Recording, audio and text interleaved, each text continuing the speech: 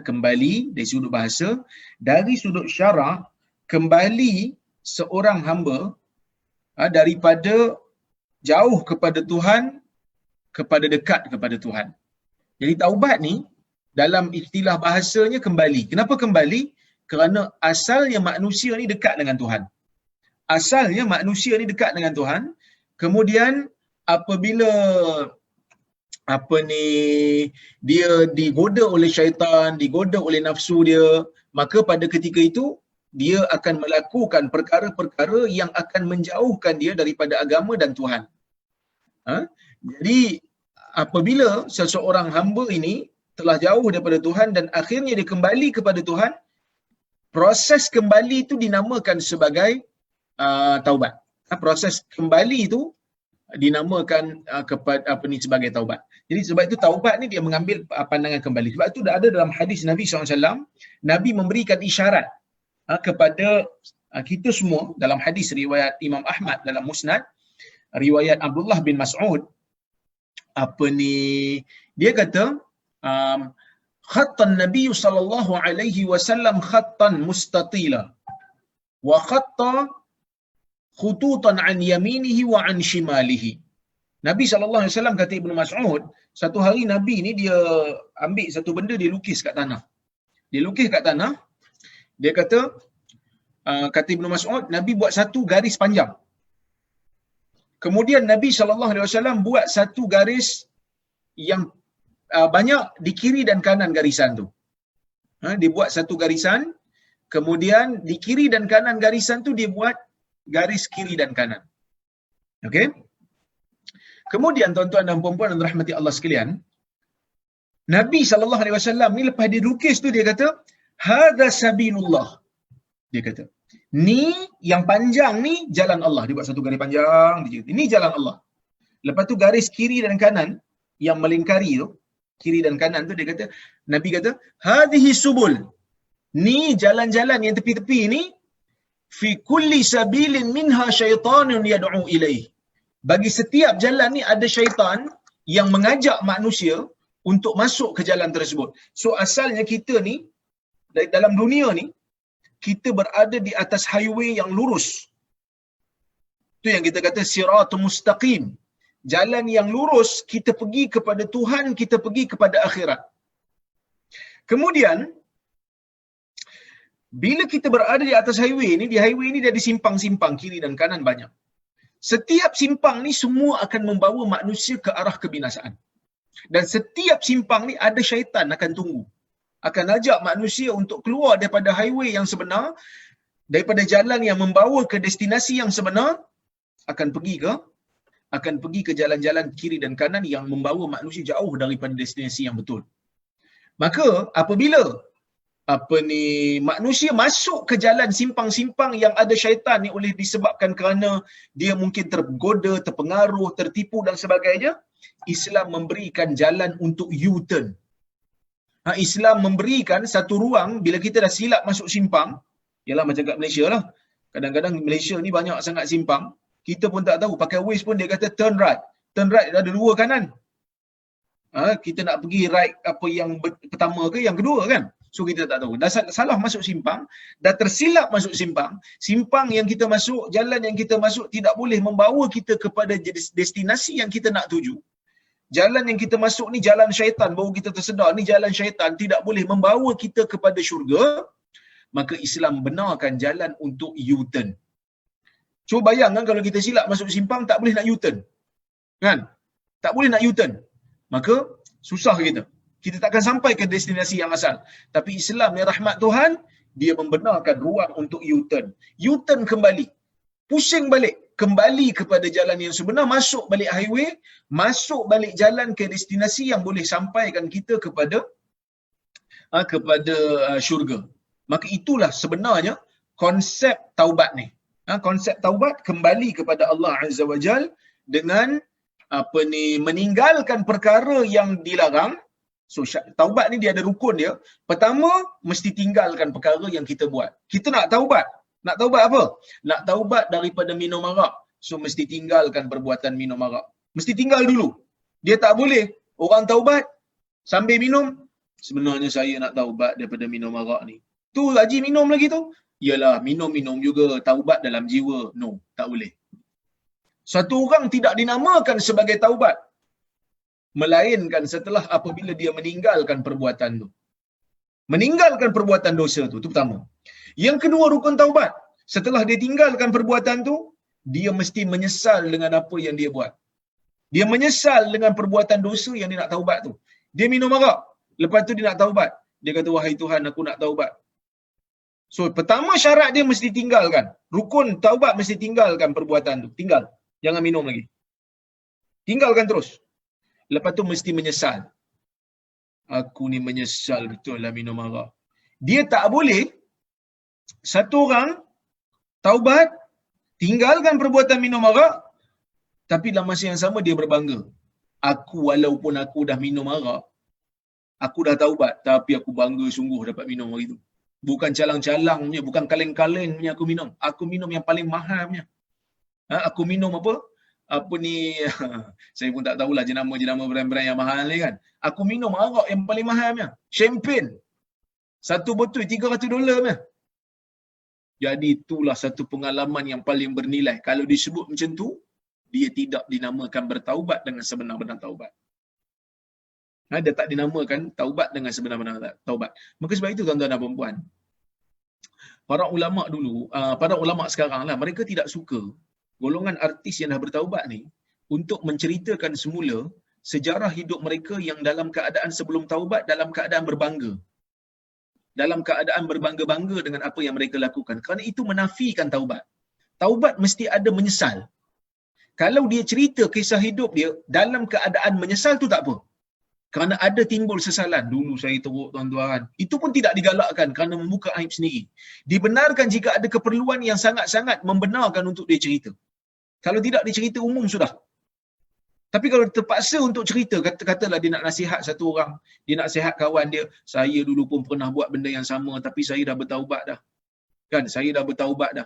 Maka saya bagi tahu pada awak, janganlah mengulangi kesilapan yang saya buat. So itu ada konotasi ataupun adalah kita nampak sesalan daripada dosa yang dia buat. Tapi kalau dia nak nasihat kawan dia, dia kata, kau buat benda ni? Tak ada, aku dulu lagi dahsyat. Aku dulu siap macam-macam aku buat dosa. Lagi best.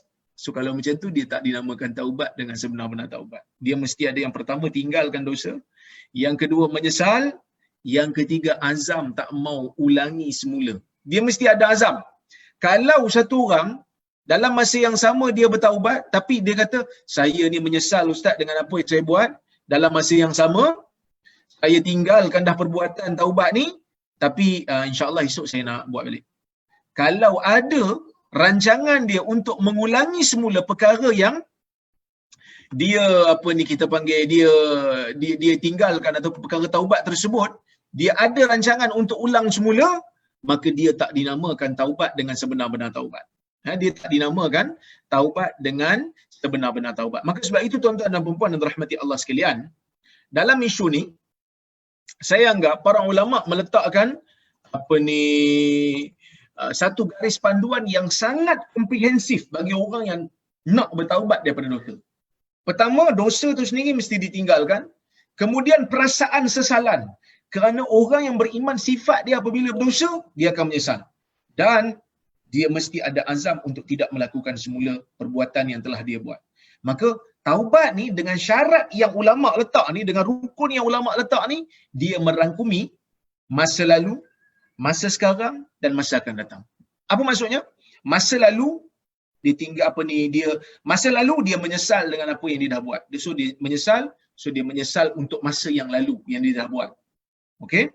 Kemudian masa sekarang dia tinggalkan terus perbuatan dia. Sambil dia menyesal juga dengan apa yang telah berlalu. Dan masa akan datang dia azam tak mau buat lagi untuk masa akan datang. Maka sebab itu tuan-tuan dan puan-puan yang dirahmati Allah sekalian, saya beranggapan dalam isu ni syarat ni sangat komprehensif, ya. Syarat ni sangat komprehensif. Jadi itu kalau dosa dengan manusia, ya. Kalau dosa dengan Tuhan. Kalau dosa dengan manusia, bagaimana? Okey? Kalau dosa dengan manusia, bagaimana? Kalau dosa dengan manusia sama juga syaratnya, cuma perlu tambah satu lagi. Kalau dengan Tuhan tadi 3 rukun, kalau dengan dosa dengan manusia perlu tambah satu lagi. Apa dia? Dia perlu minta halal ataupun memulangkan semula benda yang dia telah ambil daripada orang secara zalim. Kalau satu orang ni dia berdosa dengan satu orang bila dia mencuri harta orang tu. Okey. Bila dia curi harta orang tu, maka dia perlu untuk menyesal, dia perlu untuk tinggalkan perbuatan tu serta-merta, dia perlu menyesal dengan apa yang dia buat, dia perlu azam tak mau buat lagi, dan dalam masa yang sama dia perlu pulangkan semula apa yang dia dah ambil pada orang tu kalau benda tu masih ada. Okey. Kalau benda tu dah tak ada, dia perlu ganti. Dia perlu bayar ganti rugi. Okey, tuan-tuan dan puan-puan yang dirahmati Allah sekalian. Saya lihat perkataan taubat ni kata Imam Nawawi. Kita tengok dalam kitab kita. Dalam Imam Nawawi kata, at-taubatu wajibatun min kulli dhan. Fa in kanatil ma'siyatu bainal 'abdi wa bainal Allah ta'ala la tata'allaqu bihaqqi adami falaha thalathata syurut. Ahaduha ay yuqli'a 'anil ma'siyah, wathani ay yandama 'ala fi'liha, wathalithu ay ya'zima an la ya'uda ilaiha abada. Para ulama mengatakan, Imam Nawawi sebut, para ulama mengatakan taubat ini wajib daripada setiap dosa. Jika maksiat di antara hamba dan Allah, jika maksiat itu adalah dosa di antara hamba dengan Tuhannya, dengan Allah, tidak ada kaitan dengan hak manusia, maka perlu ada 3 syarat. Tiga syarat. Yang pertama, hendaklah dia meninggalkan maksiat tersebut. Yang kedua, hendaklah dia menyesal dengan apa yang dilakukan, yang dia buat, dosa yang dia buat. Dan yang ketiga, hendaklah dia berazam untuk tidak kembali kepadanya selama-lamanya. Itu kalau dosa dengan Tuhan. Imam Nawawi kata, fa in fuqida ahadu thalathah lam tasihha taubatuhu. Kalau hilang salah satu daripada 3 ini, 3 rukun ni, maka tidak sah taubatnya. Seperti mana yang saya telah huraikan tadi. Wa in kanatil ma'siyatu tata'allaqu bi adami fa syurutuha arba'ah. Manakala jika taubat tersebut dosa tersebut dilakukan dengan manusia. Dilakukan dengan manusia, maka dia mengatakan fa syurutuha arba'ah. Okey? Syaratnya ada 4. Syaratnya ada 4. Baik. Hadhihi thalatha wa ayyabra'a min haqqi sahibiha. Syaratnya 3 yang sebelum tadi, sama macam syarat dosa dengan Tuhan, dan tambah satu lagi, dia mesti melepaskan dirinya daripada hak orang yang dia berdosa dengannya. Fa in kanat malan aw nahwahu raddahu ilai. Kalau hak tersebut berbentuk harta, dia mesti kembalikan. Wa in kana hadba qadfin wa nahwahu makanahu minhu. Kalau dia ni ada tuduh orang apa semua, dia mesti minta halal. Tuduh orang zina apa semua, dia mesti serah diri untuk dilaksanakan hukuman. Au talaba afwahu, ataupun dia minta maaf. Kalau dia dimaafkan, okey. Kalau tak, dia mesti dikenakan hukuman. Wa in kanat ghibatan istahallahu minha. Jika taubat dosa tersebut berbentuk umpatan, maka hendaklah dia minta halal daripada orang tersebut. Ini mazhab Syafi'i. Saya sebut ni mazhab Syafi'i. Maka mazhab Syafi'i, pendapat yang sahih dalam mazhab Syafi'i, sesiapa yang umpat orang, sesiapa yang mengumpat orang, sesiapa yang pernah kutuk orang dalam keadaan dia tak sedar, dia mesti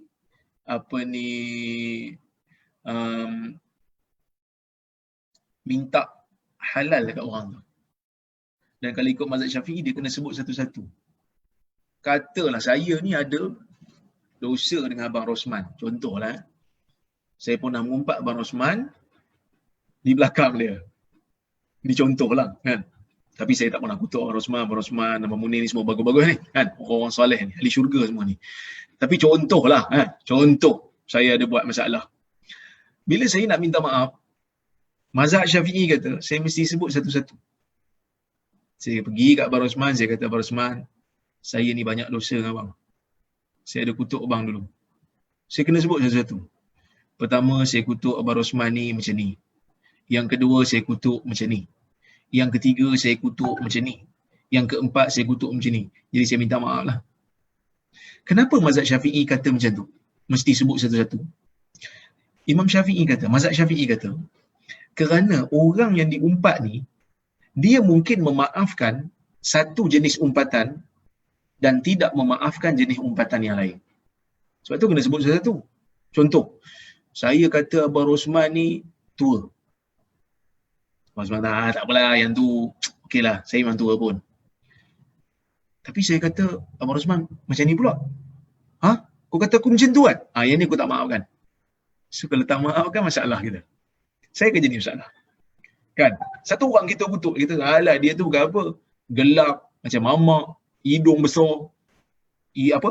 Orang kata kat saya lah, lagi besar, macam mana besar mulut dia, macam tu lah besar hidung dia. So orang minta maaf kat saya. Orang kata saya kutuk awak macam-macam. Saya kata, awak kutuk apa kat saya? Muka macam mamak. Saya kata, okey, tu saya maafkan lah, memang betul pun. Gelap. Okey, itu saya maafkan. Hidung besar. Besar mana mulut, besar itulah hidung awak. Yang ni saya tak maafkan. Yang ni clear. Memang saya tak maafkan. Bila tak maafkan, tak lepas. Ni mazhab Syafi'i. Pendapat yang sahih dalam mazhab Syafi'i kena sebut satu-satu. Manakala pendapat mazhab Hanbali, mereka mengatakan, apabila kita umpat orang, bila kita mengumpat orang, kita tahu yang orang yang kita umpat tu tak tahu pun umpatan kita. Kan? Dia tak tahu. Sebab kita kutuk dia belakang-belakang. Bila kita nak minta maaf, adakah perlu kita cakap kat dia seperti mana yang disyaratkan oleh mazhab Syafi'i? Mazhab Hanbali kata, tidak wajib untuk kita menyatakan kepada dia yang kita pernah umpat dia. Kerana dia tak tahu. As long as dia tak tahu, tak perlu bagi tahu. Sebaliknya, cara untuk minta maaf kepada dia adalah dengan kita beristighfar kepada Allah untuk dia. Maksudnya kalau kita nak minta ampun daripada dosa umpat yang orang tak tahu, kita umpat dia, kita kata, Ya Allah, kita doa kepada dia, Ya Allah, ampunkanlah dosa-dosa dia. Ya Allah, ampunkanlah segala kesilapan dia sebagai balasan atas dosa aku mengumpat diri dia. Cukup. Kenapa? Mazhab Hanbali kata, kerana yang pertama dia tak tahu. So dia tak tahu, tidak mengganggu perasaan dia. Kita umpat dia tak tahu, tak mengganggu perasaan dia. Dan bila kita istighfar untuk dia, Nabi sebut dalam hadis, sesiapa yang mendoakan saudaranya dalam keadaan dia tak tahu, malaikat akan doakan juga bagi pihak kita. So bila kita doa, Allah Ta'ala ampunkan dia, moga-moga malaikat akan aminkan dan akan doakan untuk kita juga. Kita juga akan dapat kemaafan yang sama. Dan kita juga perlu untuk pergi tempat di mana yang kita pernah umpat dia, sebutkan kebaikan dia pula kepada orang lain. Supaya kebaikan dia yang kita sebut tu dapat memadam keburukan yang pernah kita cerita tentang dia. Maka sebab itu tuan-tuan dan puan-puan yang dirahmati Allah, dalam bab ni, dalam bab mengumpat manusia, yang biasa kita buat, orang Malaysia sekarang kita tak panggil mengumpat dah, kita panggil membawang. Membawang ni maksudnya, ini yang biasa dilakukan oleh makcik-makcik bawang ketika mana mereka kupas bawang nak kenduri, akan ada gosip-gosip. Jadi makcik-makcik bawang ni, kalau mereka terkutuk orang, terumpat orang dalam keadaan mereka tidak memberitahu kepada orang yang mereka umpat, nak minta maaf, ikut mazhab Hanbali tidak perlu bagi tahu satu-satu. Kerana mazhab Hanbali kata dia tak tahu pertama, yang kedua kalau bagi tahu mungkin akan mengeruhkan hubungan ukhuwah. Asal elok-elok, lepas tu terus jadi bergaduh. Asal elok-elok, terus jadi kecil hati. Maka cukup hanya sekadar kita istighfar kepada Allah untuk orang yang kita kutuk dan sebutkan kebaikan dia supaya kebaikan dia tu dapat memadam keburukan yang pernah kita cerita tentang dia. Dan saya yakin dan percaya dalam bab ni, jemaah-jemaah, terutama kawan-kawan saya daripada Melbourne, dalam bab ni, semua nak tukar mazhab Hanbali. Kan? Walaupun dalam bab lain nak ikut Syafi'i, tapi bab keempat ni nampak mazhab Hanbali macam senang juga ni. So kita tukar Hanbali lah. Tak perlu minta maaf, hanya just istighfar selagi mana dia tak tahu. Tapi itu sebenarnya bagi saya lebih mudah untuk melepaskan diri daripada dosa mengumpat yang kita mengumpat orang dan kita tak tahu, dan kita tak mengeruhkan hubungan ukhuwah sesama kita dan juga kawan-kawan kita. Baik. Tuan-tuan dan puan-puan yang dirahmati Allah sekalian. Kata Al-Imam An-Nawawi, wa yajibu an yatuba min jami'i dzunub, dan wajib seseorang ini yang berdosa untuk bertaubat daripada keseluruhan dosa. Fa in taba min ba'daha sahhat taubatuhu 'inda ahli al-haq min dhalika dhanb wa baqiya 'alayhi al-baqi. Dan mengikut pendapat ulama yang pendapat ulama yang betul, Ahli Sunnah wal Jamaah, mereka mengatakan kalau satu orang ni dia ada banyak dosa, dia hanya nak bertaubat daripada sebahagian dosa dia, maka taubat dia dikira sah. Katalah satu orang kawan kita, saudara kita se-Islam, dia ni ada dosa banyak. Dia minum arak, dia berjudi, dia berzina. Na'udzubillah. Sebagai contoh. Dia minum arak, dia berjudi, dia berzina. Lepas tu satu hari dia kata, saya ni ustaz, saya nak taubat lah ustaz. Saya nak taubat daripada berzina dan berjudi. Minum arak ni saya nak tangguh dulu taubatnya. Saya nak minum lagi. Sah tak taubat dia? Sah. Kalau cukup rukun, taubat dikira sah. Cuma, yang diampun cuma 2 dosa tu je lah. Yang diampun cuma dosa yang dia taubat je lah, 2 je lah. Dosa zina dan juga dosa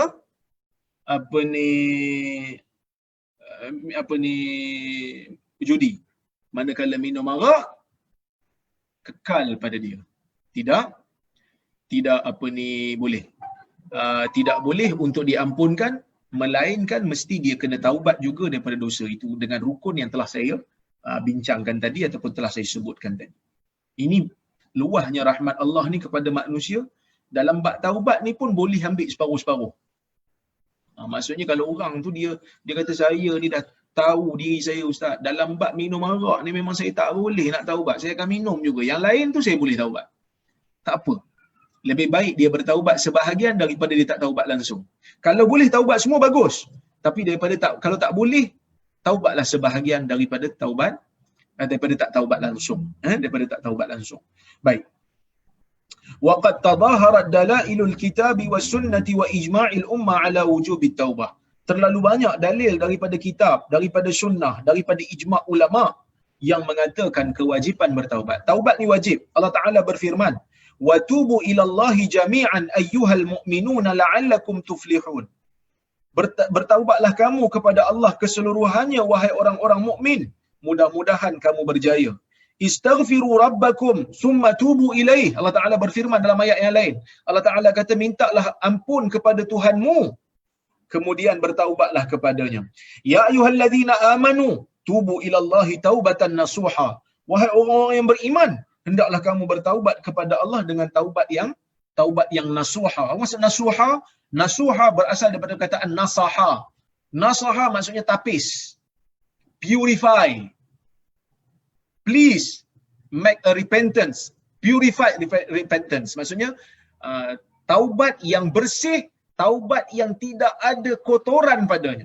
Maksud bila kita kata taubat nasuha, taubat yang bersih, taubat yang pure. Taubat yang betul-betul suci, yang kamu nak menyucikan dosa kamu daripada kesalahan yang kamu lakukan. Baik, kita tengok hadis nombor 13. Wa an Abi Hurairah radhiyallahu anhu qala sami'tu Rasulullah sallallahu alaihi wasallam yaqul wallahi inni la astaghfirullah wa atubu ilaih fil yaumi akthara min 70 marrah, rawahul Bukhari. Maksudnya daripada Abu Hurairah radhiyallahu anhu katanya, saya mendengar Rasulullah sallallahu alaihi wasallam bersabda, demi Allah, sesungguhnya aku ini beristighfar kepada Allah dan bertaubat kepadanya dalam sehari lebih daripada 70 kali. Dalam hadis yang kedua, kita tengok hadis nombor 14 berkaitan. Saya bacakan sekali dan saya syarahkan sekali. Anil Aghar ibn Yasarin al-Muzani radhiyallahu anhu qala qala Rasulullah sallallahu alaihi wasallam ayyuhan nas tubu ila Allah fa inni atubu fil yawmi ilayhi 100 marrah, Rawahu Muslim. Daripada Aghar bin Yasar Al-Muzani radhiyallahu anhu. Katanya, sesungguhnya Rasulullah sallallahu alaihi wasallam bersabda, "Wahai sekalian manusia, bertaubatlah kamu kepada Allah. Sesungguhnya aku bertaubat kepada Allah dalam sehari sebanyak 100 kali." Maka tuan-tuan dan puan-puan yang dirahmati Allah sekalian, dalam hadis ni kita melihat Nabi sallallahu alaihi wasallam memberikan dua bilangan yang berbeza. Riwayat yang pertama yang kita baca tadi, hadis nombor 13, Nabi kata aku bertaubat kepada Allah sehari lebih daripada 70 kali. Manakala dalam riwayat yang kedua, Nabi kata aku bertaubat kepada Allah dalam sehari sebanyak 100 kali. Tadi yang pertama kata lebih pada 70. Lebih 70 ni 71, 72, 73, 74, 80, 95, 98, 99, 100 pun termasuk. Lebih pada 70 kali. Tiba-tiba dalam riwayat Aghar, Nabi kata 100 kali. Mana satu yang betul ini? Mana satu yang betul? Maka dalam memahami istilah ataupun memahami hadis, nak faham ayat Quran, nak faham hadis Nabi, sebelum kita nak buat apa-apa kesimpulan, kita mesti faham hadis Nabi ni berdasarkan kaedah bahasa Arab dulu.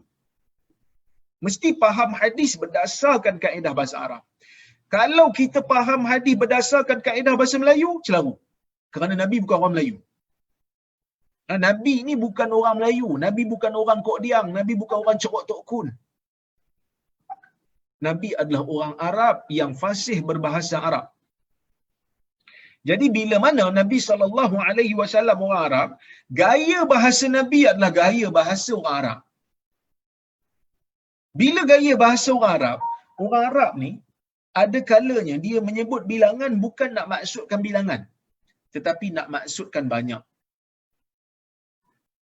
Ada kala orang Arab sebut bilangan memang dimaksudkan bilangan. Tetapi kadang-kadang konteks orang Arab bila sebut bilangan bukan nak maksudkan exact figure, tetapi nak maksudkan banyak. Saya bagi contoh. Sebenarnya dalam bahasa Melayu pun ada. Anak kita kita suruh dia mandi pagi. Semenjak PKP ni, biasalah kadang-kadang pagi tak mandi.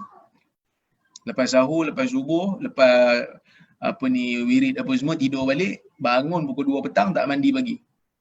Kita kata pergi mandi. Kau ni tak mandi lagi pada pagi. Dia kata kejap. Lepas tu kita masuk lagi, pergi mandi. Dia kata kejap. Muas pergi mandi. Anak saya lah kan. Muas pergi mandi. Kejap lah nak tengok TV. Bila kita dah panas nak meletup dekat-dekat nak asar, dia tak mandi, dia tak solat zuhur lagi, kita kata pergi mandi. Ayah cakap dah 1000 kali dah rasanya ni. Berapa kali nak cakap ni? Dah 1000 kali dah rasa cakap ni. Tak mandi-mandi lagi. Kalau anak yang dia agak literal, dia akan kata, ayah tolong sikit. Saya kira setiap kali ayah kata pergi mandi, saya letak buah tasbih ni 1, 2. Tengok. Belum 33 kali lagi. Sebenarnya kita maksudkan 1000 kali tu, bukan kita maksudkan bilangan, kita nak maksudkan banyak. Nabi SAW, bila dia sebut dalam hadis, aku bertaubat kepada Allah sehari lebih pada 70 kali. Aku bertaubat kepada Allah dalam sehari 100 kali. Bukan Nabi nak maksudkan exact figure, tapi nak kata itulah banyaknya Nabi SAW bertaubat dalam sehari. Itulah banyaknya Nabi beristighfar dalam sehari. Ya? Jadi, kita jangan faham hadis ni Nabi nak menyampaikan figure, tetapi Nabi nak menyampaikan berapa banyak. Sebenarnya banyak Nabi bertaubat dan Nabi beristighfar dalam sehari. Yang mana Nabi SAW nak beri isyarat kepada kita, kita pun kena buat benda yang sama lah. Jadi kita fikir, dalam sehari agak-agak berapa kali kita istighfar, berapa kali kita taubat. Kan? Cuma timbul satu persoalan, tuan-tuan dan puan-puan yang dirahmati Allah sekalian. Timbul satu persoalan. Persoalan apa? Persoalannya, bagaimana Nabi SAW bertaubat sehari 70 kali, dan dalam riwayat Aghar dia kata sehari 100 kali. Ada riwayat kata Abu Hurairah kata sehari lebih daripada 100. Ada riwayat kata sehari 100, ada riwayat kata lebih daripada 70, ada riwayat kata 100 kali. So timbul persoalan, Nabi ni bukan maksum ke? Kalau maksum buat apa taubat? Ini persoalan. Nabi adalah hamba yang maksum. Nabi adalah Nabi yang tidak berdosa. Ghafarallahu lahu ma taqaddama min dhanbika wa ma ta'akhkhar. Ni sahabat sebut dalam hadis. Lasna ka hayatika ya Rasulullah. Dalam hadis riwayat Bukhari. Kalau tuan-tuan dan puan-puan tengok di sini, sekejap saya share kan.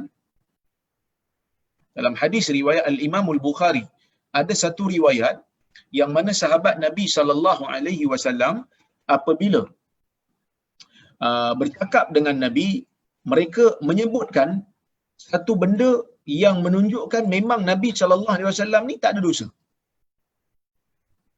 Sekejap ya, saya carikan hadis tu. Ma taqaddama zambika.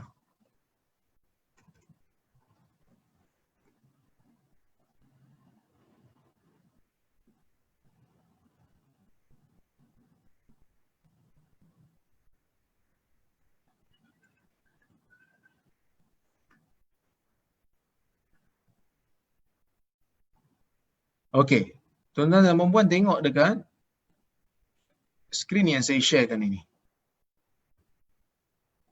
Ini riwayat daripada Aisyah radhiyallahu anha katanya, kana Rasulullah SAW, dalam ini Sahih Bukhari ya. Kana Rasulullah SAW idza amarahum min al-a'mali bima yutiqun qalu inna laysna ka hayatika ya Rasulullah. Inna Allah qad ghafara laka ma taqaddama min dhanbika wa ma ta'akhkhar. Nabi ni apabila dia mengarahkan sahabat untuk melakukan sesuatu amalan, sahabat baginda akan memerintahkan amalan-amalan kepada sahabat ni yang mana sahabat buat senang, tak susah. Maka sahabat kata, inna lasna ka hayatika ya Rasulullah. Kami bukan seperti kamu wahai Rasulullah, yang mana Allah telah mengampunkan dosa kamu yang terdahulu dan terkemudian. Maka Nabi marah sehingga nampak kemarahan di wajah Nabi. Kemudian Nabi kata, sesungguhnya yang paling bertakwa kepada Allah dan paling tahu tentang Allah adalah aku. So hadis ni, sahabat ni dia ada pada peringkat awal, bila Nabi bagi amalan kat mereka, mereka rasa macam senang sangat. Seolah-olah mereka nak kata, ya Rasulullah bagilah yang teruk sikit, bagilah yang berat-berat sikit, supaya kami boleh buat, dapat tebus dosa kami. Maka Nabi marah. Nabi marah sifat sahabat yang tak cukup dengan apa yang Nabi tunjuk. Yang ni saya dah hurai dulu dalam bab bid'ah. Nanti tuan-tuan boleh tengok dalam kuliah-kuliah saya di YouTube. Tapi saya nak masukkan kat sini adalah, bila sahabat ni, dia orang nak buat lebih, kenapa? Kenapa dia orang nak buat lebih? Kerana dia orang anggap dia orang ada dosa, Nabi tak ada dosa. Kalau Nabi buat yang senang, kami kena buat yang susah. Sebab kami tak sama dengan Nabi. Itu Nabi marah.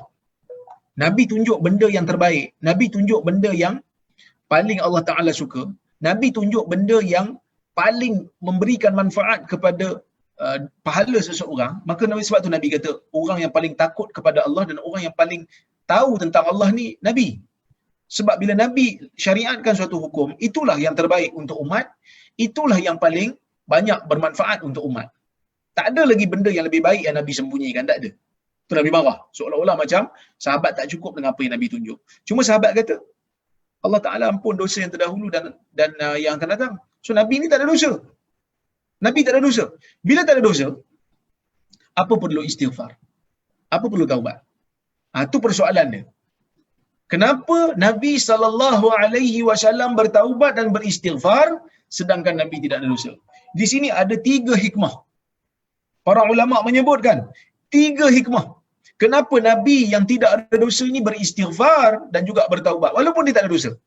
Yang pertama, hikmah daripada istighfar dan taubat Nabi walaupun baginda maksum ialah untuk mengajar umat dia tentang cara istighfar. Kalau Nabi tak istighfar, macam mana kita nak istighfar? Macam mana cara istighfar? Macam mana cara taubat? Kita tak tahu. Lepas salat, Nabi SAW akan sebut Astaghfirullah, Astaghfirullah, Astaghfirullah, ataupun Astaghfirullahalazim, Astaghfirullahalazim, Astaghfirullahalazim, ataupun Astaghfirullahalazim alladzi la ilaha illa huwal hayyul qayyum wa atubu ilaih. Itu di antara istighfar yang Nabi ajar. So bila Nabi istighfar, kita boleh belajar daripada Nabi SAW cara untuk istighfar. Bila nak istighfar? Lepas solat nak istighfar. Waktu pagi, zikir pagi dan zikir petang istighfar. Setiap masa istighfar. Nabi sendiri menunjukkan. Kerana tuan-tuan dan puan, mengajar ni kalau hanya sekadar lisan, difahami. Tetapi bila lisan, ditunjukkan pula dengan perbuatan, itu lebih kemas dan lebih terpahat dalam jiwa orang yang belajar. Contoh, bila kita buat kursus solat, kita ajar teori je, orang faham. Tapi bila teori, tunjuk pula, hands on. Ustaz panggil orang untuk tunjuk cara solat. Ni cara solat yang betul. Mai, abang Munir mai tunjuk. Angkat takbir tinggi mana, abang Munir buat sendiri. Dia dapat secara lisan pun dia dapat, secara praktikal pun dia dapat. Akan ingat, Nabi SAW juga buat benda yang sama. Hukum-hukum yang penting ni, Nabi Nabi SAW, hukum-hukum yang penting ni, Nabi SAW akan tunjuk dengan lisan dia dan juga akan tunjuk dengan perbuatan. Sebab itu dalam bab, umpamanya, dalam bab membatalkan hukum anak angkat. Nabi kan dulu ada anak angkat nama Zaid. Zaid bin Harisah. Asalnya ada Zaid bin Muhammad. Bila Allah batalkan saja dalam Quran, hukum ambil anak angkat dan boleh dibinkan dengan bin bapa angkat, Allah Ta'ala batalkan supaya bin tu dikekalkan dengan bin sebenar. Tak cukup hanya sekadar lisan, pembatalan tu Nabi praktikkan. Nabi kahwin dengan Zainab bekas isteri anak angkat dia sendiri. Sehingga pada waktu awal, orang kata Nabi kahwin dengan anak dia. Semak baru tahu itu sebenarnya adalah anak angkat Nabi, bukannya anak sebenar Nabi. Menantu tu bukan menantu betul, tetapi adalah menantu angkat yang halal untuk Nabi SAW. Maka sebab itu tuan-tuan dan puan-puan yang dirahmati Allah sekalian, yang pertama, nak ajar umat. Yang kedua, Nabi ni dia beristighfar nak menunjukkan dia tawaduk. Kerana Nabi adalah hamba Allah yang sangat tawaduk. Nabi makan bukan cara makan raja. Nabi tidur pun bukan cara tidur orang yang sombong. Nabi tidur sebagai hamba yang rendah diri. Sallallahu alaihi wasallam. Nabi ni adalah Nabi yang tawaduk, Nabi yang seorang Nabi yang Allah Ta'ala muliakan dengan sifat tawaduk dan sifat rendah diri. So bila Nabi ni tak ada dosa pun, dia tetap minta ampun kepada Allah. Kerana pengampunan Allah ni sangat luas kepada Nabi sallallahu alaihi wasallam, ia merupakan satu nikmat bagi seorang hamba kepada daripada Tuhannya, daripada Tuhannya. Itu yang kedua, tawaduk. Sebab itu, dan juga tanda bersyukurlah. Maka sebab itu Nabi SAW ni solat sampai bengkak kaki. Sehingga Aisyah tanya, lima fa'alta dhalik? Kenapa kau lakukan perkara ini wahai Rasulullah? Nabi kata, afala akunu abdan syakura? Aisyah tanya, kenapa solat sampai bengkak kaki? Bukankah dosa dah tak ada? Nabi kata, tidakkah dengan itu aku menjadi hamba yang bersyukur? Tawaduk. Tetap tunduk pada Allah walaupun Allah telah mengampunkan dosanya. Itu yang Yang ketiga, Nabi SAW apabila dia beristighfar dan juga bertaubat walaupun Nabi ini tidak berdosa, nak menzahirkan pengibadatan Nabi kepada Allah Subhanahu Wa Taala. Maksudnya, rasa Nabi ni nak rasa dirinya hamba dan bertuhan. Kenapa tuan-tuan dan puan-puan? Kalau kita tengok dalam sejarah Nabi-Nabi yang hebat, sejarah Nabi-Nabi yang pernah berlalu, umpamanya Nabi Isa alaihissalam. Nabi Isa ni, orang yang mendakwa mereka pengikut Isa di zaman ini ialah orang Kristian. Sedangkan Nabi Isa tak ada pun claim Kristian tu ajaran dia. Tapi orang Kristian claim mereka adalah pengikut Nabi Isa. Orang Kristian claim mereka adalah pencinta Nabi Isa, pencinta Jesus. Dan orang Kristian menganggap Nabi Isa adalah Tuhan. Orang Kristian lebih menyeru nama Jesus berbanding menyeru nama Tuhan mereka. Bahkan Jesus ada nama, Jesus. Tetapi Tuhan mereka tak ada nama. Orang Kristian tak panggil Tuhan mereka Allah. Orang Kristian panggil Tuhan mereka God. Yang mana God ni bukan nama khas. Jesus nama khas. God ni nama umum, Tuhan. Kan? Jadi bila orang Kristian mereka angkat Nabi Isa sebagai Tuhan. Orang Hindu menganggap pengasas agama mereka tu ada ciri ketuhanan. Maka Islam datang nak membatalkan benda ni. Islam datang nak membatalkan ajaran syirik ini Islam mengatakan ajaran Islam hanyalah menyembah Allah semata-mata, dan ajaran Islam tidak ada kaitan pun dengan agama yang menjadikan Nabi mereka itu sebagai Tuhan. Maka sebab itu tuan-tuan dan puan, dalam surat Nabi kepada Heraklius, waktu Nabi memberi surat kepada Maharaja Rom, Heraklius, Nabi SAW sebutkan dalam surat tu, Mim Muhammadin abdillahi wa rasulih. Surat ni daripada Muhammad, hamba Allah dan Rasulnya. Kenapa Nabi kata hamba Allah dan Rasul? Kerana Nabi menulis surat kepada Heraklius yang beragama Kristian. Yang mana agama Kristian menganggap Nabi mereka sebagai Tuhan, iaitulah Nabi Isa AS. So, Nabi tulis surat, Nabi kata, aku Nabi yang dilantik oleh Allah sebagai Nabi akhir zaman, nak ajak kamu masuk Islam. Nanti bila kamu masuk Islam, kamu jangan anggap aku sebagai anak Tuhan, sama seperti mana kamu lakukan kepada Isa sebelum ni. Aku adalah hamba Allah semata-mata, bukannya Tuhan. Maka bukti Nabi ni adalah hamba, bukti Nabi ni bukan Tuhan, bukti Nabi ni bukan anak Tuhan dan tidak berkongsi kuasa dengan Tuhan. Nabi sendiri istighfar kepada Allah. Nabi sendiri bertaubat kepada Allah. Yang mana kita tahu tuan-tuan dan puan rahmati Allah sekalian, dalam bab istighfar dan taubat ni Tuhan tak perlu istighfar, Tuhan tak perlu taubat. Yang perlu taubat ni hamba je. Kalau Tuhan istighfar, Tuhan taubat, Tuhan nak taubat kat siapa? Siapa nak ampun dosa Tuhan? Tuhan tak berdosa. Tuhan yang menerima taubat. Tuhan yang menerima istighfar hamba dia, Tuhan yang mengampunkan hamba dia. Maka sebab itu apabila Nabi SAW, apabila Nabi sendiri bertaubat, ia merupakan satu isyarat yang begitu jelas kepada kita, Nabi ni bukan Tuhan, Nabi tidak mempunyai ciri Tuhan, Nabi bertuhan.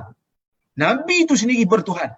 Maka sebab itu Nabi SAW sendiri bertaubat dan beristighfar kepada Tuhan dia. So sebab itu Islam kekal hari ini sebagai agama yang langsung tidak cenderung kepada syirik. Hunafa'a wa yuqimus salah wa yu'tuz zakah. Satu agama yang hanif. Bu'istu bil hanifiyati samhah, kata Nabi dalam hadis Bukhari. Aku diutuskan dengan agama yang hanif, agama yang tidak condong dan tidak cenderung kepada sifat syirik.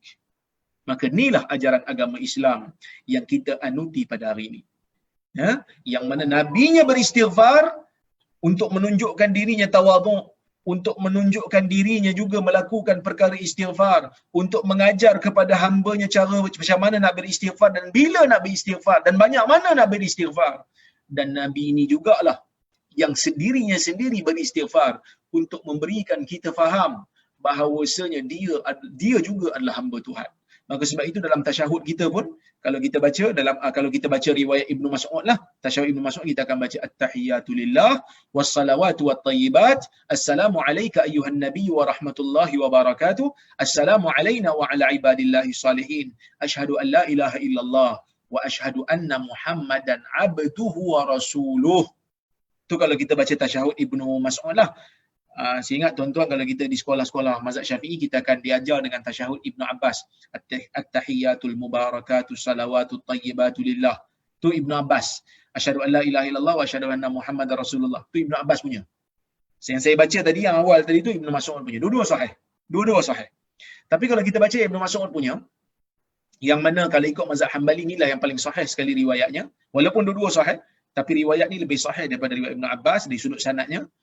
Dikatakan asyhadu an la ilaha illallah wa asyhadu anna muhammadan abduhu wa rasuluh. Aku menyaksikan tiada Tuhan yang disembah melainkan Allah, dan aku juga menyaksikan Nabi Muhammad itu hamba Allah dan Rasul. Hamba Allah dan Rasul. Supaya kita mengiktiraf Allah semata-mata sebagai Tuhan yang layak untuk disembah. Nabi Muhammad itu tidak layak untuk disembah.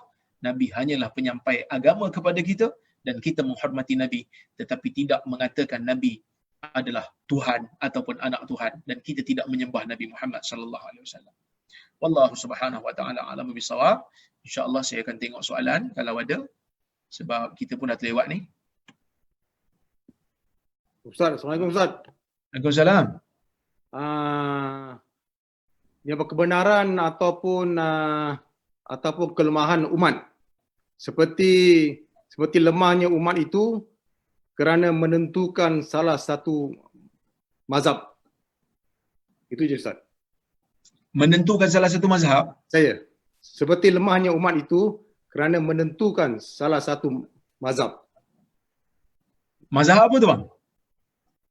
Papat mazhabnya Ustaz. Baik.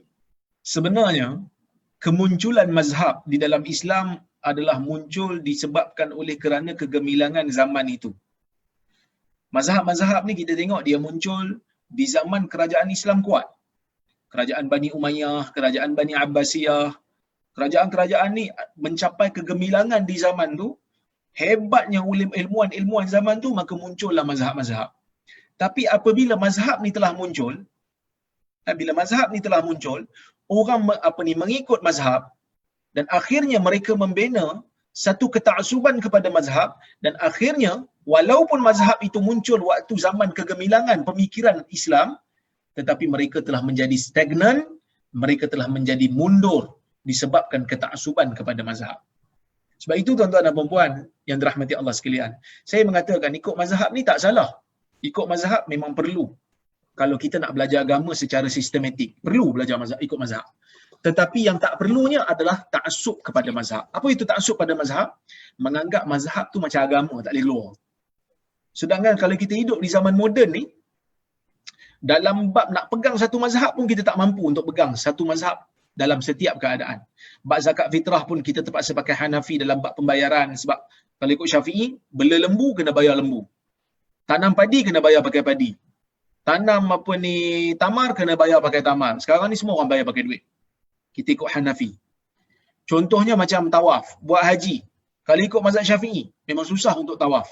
Kerana sentuh walaupun tak sengaja orang yang bukan mahram kita, walaupun isteri kita, batal wudu.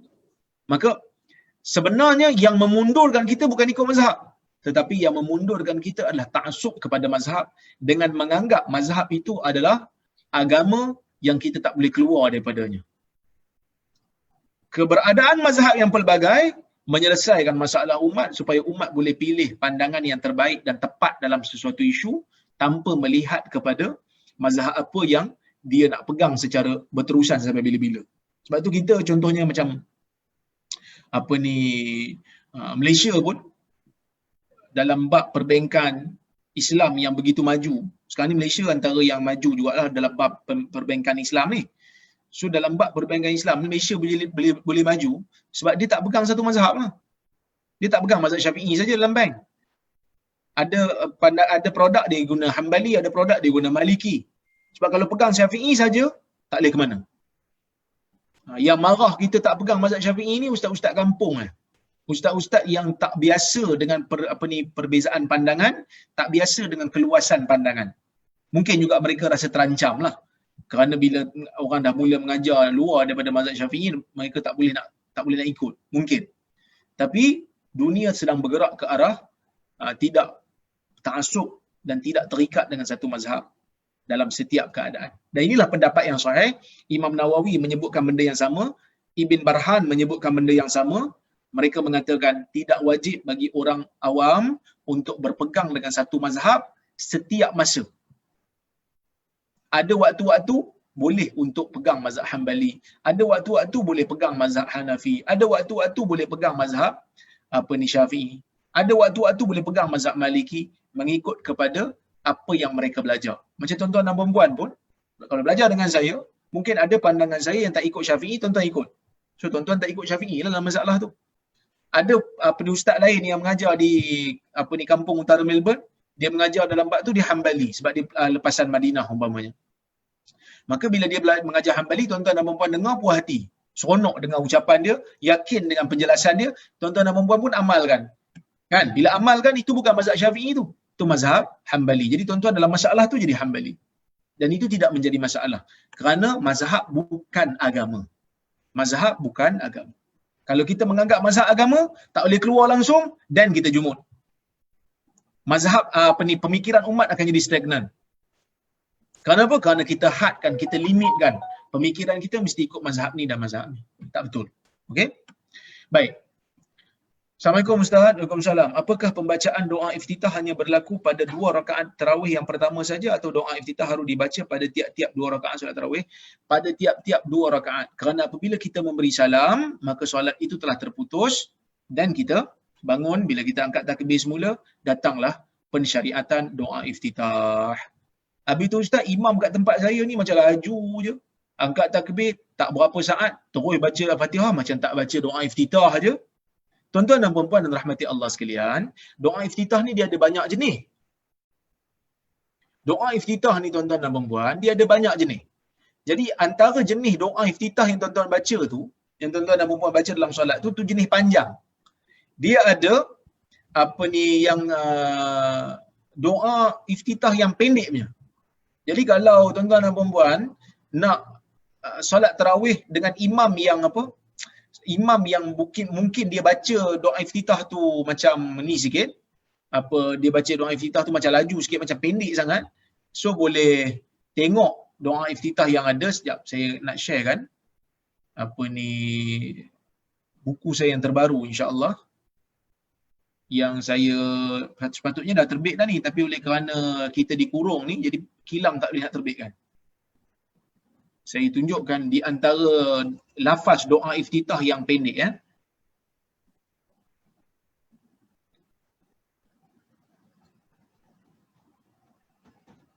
Kita belajar sikit. Nanti tuan-tuan dan puan-puan boleh boleh belilah buku saya ni kalau nak beli. Kalau tak nak beli pun tak apa. Tak jadi masalah. Okey. Nak print screen pun boleh ni. Tak ada masalah. Okey, ni di antara doa iftitah yang ada ya. Ni doa riwayat Bukhari. Allahumma ba'id baini wa baina khataayaya kama ba'adta bainal masyriqi wal maghrib. Allahumma naqini minal khataaya kama yunaqqa thawbul abyadu minad danas. Allahumma ghsil khataayaya bil ma'i was salji wal barad. Ni Nabi baca. Ya Allah, jauhkan aku daripada dosa, daripada di antara diri aku dan dosaku seperti mana kau jauhkan di antara timur dan barat. Ya Allah, bersihkan aku daripada dosa seperti mana kain putih dibersihkan daripada kotoran. Ya Allah, basuhkanlah aku daripada dosaku dengan air, dengan salji dan dengan air frost. Dengan air batu. Ni satu. Ni panjang sikit. Dia ada satu lagi yang pendek je. Ni. Riwayat Tirmizi. Allahu akbaru kabira walhamdulillahi katsira wa subhanallahi bukratan wa asila. Itu doa iftitah. Jadi kalau tuan-tuan dan puan-puan salat di belakang imam yang angkat takbir berapa saat terus baca Fatihah, jangan ingat dia tak baca doa iftitah. Dia baca yang pendek ni. Allahu akbaru kabira walhamdulillahi katsira wa subhanallahi bukratan wa asila. Berapa saat? Tak sampai 30 saat. Okey? Kemudian ada lagi. Allahu akbar wajjahtu wajhiya lillazi fatara as-samawati wal ard. Ini pun doa iftitah juga. Ni panjang sikit. Ada lagi yang pendek. Yang pendek riwayat Muslim. Umar baca, tapi kita pasti ini dia ambil daripada Nabi. Subhanakallahumma wa bihamdik tabarakasmuk wa ta'ala jadduk wa la ilaha ghairuk. Subhanakallahumma wa bihamdik tabarakasmuk wa ta'ala jadduk wa la ilaha ghairuk. Maksudnya, maha sucimu ya Allah dengan pujian kepadamu, maha berkat namamu dan maha tinggi keagunganmu dan tiada Tuhan selain. Ni hadis riwayat Muslim dengan sanad yang sahih. So, kalau kita baca doa iftitah yang pendek ni, terhasil sunnah. Kalau boleh hafal lah. Solat ni baca yang ni, solat ni baca yang ni, solat ni baca yang ni, solat ni baca yang ni, supaya kita dapat mempelbagaikan sunnah. Kita dapat mempelbagaikan bacaan-bacaan dalam hadis yang sahih. Ada waktu kita baca Allahumma ba'id baini wa baina khataayaya kama ba'adta bainal masyriqi wal maghrib. Ada waktu kita baca subhanakallahumma wa bihamdik wa tabarakasmuka wa ta'ala jadduk wa la ilaha ghairuk. Baca Allahu akbar kabira walhamdulillah katsira subhanallahi bukratan wa asila. So, kita pelbagaikan bacaan-bacaan doa iftitah ni supaya kita dapat mengamalkan sunnah. So, ada bezalah solat kita dulu dengan sekarang. Dulu tak belajar, sekarang dah belajar. So, kita pelbagaikan. Handphone pun tukar, takkan bacaan dalam solat tak tukar-tukar. Kan? Kalau ada bacaan-bacaan sunnah yang lain, kita boleh baca. Ustaz, jika kita pada rakaat kedua solat tarawih terlupa untuk duduk tahiyat akhir dan terus bangun, apa harus kita lakukan? Duduk kembali atau terus lakukan 4 rakaat dan lakukan sujud sahwi? Juga Ustaz, bagaimana kalau seseorang mahu lakukan tarawih 4 rakaat terus? Perlukah tahiyat awal? Jazakallah khair. Okey, dalam isu ni, dia ada 2 soalan. Soalan yang pertama ialah seseorang yang dia niat daripada awal nak buat solat tarawih 2 rakaat. So daripada awal tu dia niat 2 rakaat. Tiba-tiba masa sampai rakaat yang kedua tu sepatutnya dia duduk untuk tasyahud akhir. tetapi dia terlupa, dia terus bangun. Dia terus bangun, maka dalam keadaan tu dia kena turun. Okey? Dia kena turun kerana dia niat memang nak buat dua saja. Dia kena turun. So dia tu walaupun dia dah berdiri tegak, dia kena turun. Okey. Boleh? Baik. Cuma dalam bab yang tadi, yang soalan nombor 2 tadi, dalam bab kalaulah kata dia ni nak solat tasyahud dua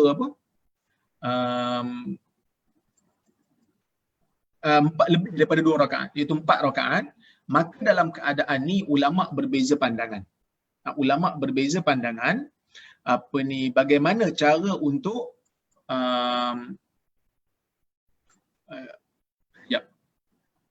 saya ada isu ada benda lagi saya nak sebut yang saya lupa tadi. Kalau solat tarawih tadi dia memang niat untuk 2 kan? Dia memang niat untuk 2. Kemudian dia bangun rakaat ketiga, dia kena turun. Dia kena turun. Walaupun dia dah baca Fatihah untuk rakaat yang ketiga tu. Turun, tasyahud dan bagi salam. Kemudian dia kena sujud sahwi. Itu. Dia kena sujud sahwi. Okey. Kalau dia tak sujud sahwi, okey. Kalau dia tak sujud sahwi, kalau dia tak sujud sahwi tak apa. Tapi dia kena turun. Kalau dia tak turun juga, dia teruskan solat dalam keadaan dia tahu solat tu memang dia lupa, okey, maka solat dia terbatal. Solat dia terbatal. Okey, itu yang pertama. Yang kedua, solat tarawih ataupun solat malam, afdalnya adalah 2 rakaat. Seperti mana sabda Nabi SAW kepada Ibnu Umar, salatul lail masna masna. Salat malam ini adalah 2 rakaat. So yang terbaiknya salat adalah 2 rakaat. Fa in khashita subuh fa autir biwahidah. Bila kamu takut untuk berlaku subuh, kalau kamu takut subuh masuk, maka hendaklah kamu berwitir dengan 1 rakaat. Jadi itu caranya.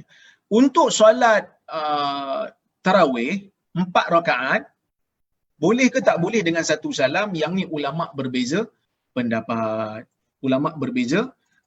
Kenapa?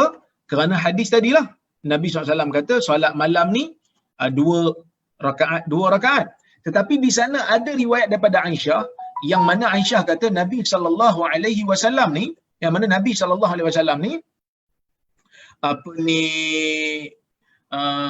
solat tarawih 4 rakaat. Para ulama menyebutkan 4 rakaat yang Aisyah sebut tu 2-2. Jadi ini takwilan Imam mazhab Syafi'i, 2-2. Manakala majoriti ulama mereka mengatakan boleh untuk bersolat tarawih 4 rakaat serentak dengan 1 salam. No problem. Boleh. Okey? Untuk bila kita kata pendapat Syafi'i tak boleh, pendapat majoriti boleh, saya cenderung kepada pendapat majoriti. Boleh 4 rakaat terus. Okey? Boleh 4 rakaat terus, 1 salam. Boleh. Tapi afdalnya kita buat 2-2. Kerana nak keluar daripada khilaf itu, terbaiklah. Keluar daripada khilaf itu terbaik. Jadi, kalau kita nak solat 4 rakaat terus, kita boleh buat 1 tasyahud, kita boleh buat 2 tasyahud. Kita nak buat 2 tasyahud, contohnya lepas 2 rakaat kita tasyahud awal, lepas tu rakaat yang keempat tu kita tasyahud akhir. Tapi afdalnya kita buat 2-2. Kerana Nabi kata salatul lail masna masna.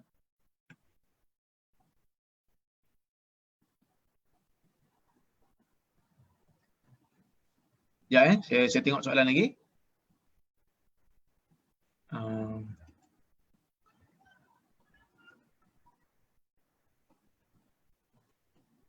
Okey, ada soalan ni. Weh, banyak ni. Masa kita pun tak cukup ni. Ustaz, di Australia ni waktu solat fajar bergantung kepada penambakan secara terang di ufuk antara benang putih dan benang hitam yang mereka namakan the true fajar. Masalahnya Ustaz, waktu solat fajar sudah diberitahu dalam internet seperti salahtime.com. Masih ramai yang mengatakan waktu fajar yang diberitahu di laman seperti Salah Time adalah waktu fast fajar. Dan mereka menyuruh melewatkan dalam sekitar 20 ke 20 minit bagi mendapatkan waktu the true fajar. Apakah pandangan Ustaz mengenai isu ni?